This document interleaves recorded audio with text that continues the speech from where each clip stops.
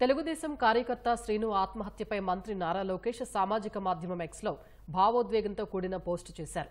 అన్నా అన్నా అని పిలుస్తూ ఎవరికి ఏ కష్టం వచ్చినా సహాయం చేయాలని మెసేజ్ చేసే శ్రీనుకు తనకు ఆపద వస్తే ఒక్క మెసేజ్ చేయాలనిపించలేదా అని ఆవేదన వ్యక్తం చేశారు. దిద్దలేని చాలా పెద్ద తప్పు చేశావు తమ్ముడు, ఐ మిస్ యూ అంటూ బాధను వ్యక్తపరిచారు.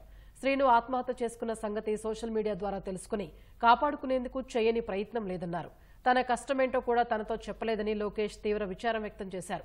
శ్రీను కుటుంబానికి ఓ అన్నగా తానున్నానని, కుటుంబానికి అండగా ఉంటూ అన్ని బాధ్యతల్ని నెరవేరుస్తానని లోకేష్ భరోసా ఇచ్చారు. ఎవరికి ఎలాంటి ఆపద వచ్చినా కష్టసుఖాల్ని పంచుకుందామంటూ కార్యకర్తలకు లోకేష్ పిలుపునిచ్చారు. తెలుగుదేశం పార్టీ కార్యకర్తలు, అభిమానులు సోషల్ మీడియా యాక్టివిస్టులకు తన విజ్ఞప్తిని పోస్ట్ చేశారు. అప్పులు, అనారోగ్యమో, ఆత్మాభిమానమనో, కుటుంబ సమస్యల్లో ఏదైనా సరే కుటుంబం, స్నేహితులు, బంధువులు, పార్టీలో హితులు ఎవరితోనైనా షేర్ చేసుకోవాలని సూచించారు. ప్రతి సమస్యకు ఒక పరిష్కారం ఉంటుందన్న లోకేష్ దయచేసి ఆత్మహత్య లాంటి తప్పుడు నిర్ణయాలు ఎవ్వరూ తీసుకోవద్దని కోరారు. బతికే ఉందాం, ఇంకో నలుగురిని బతికిద్దామంటూ పిలుపునిచ్చారు.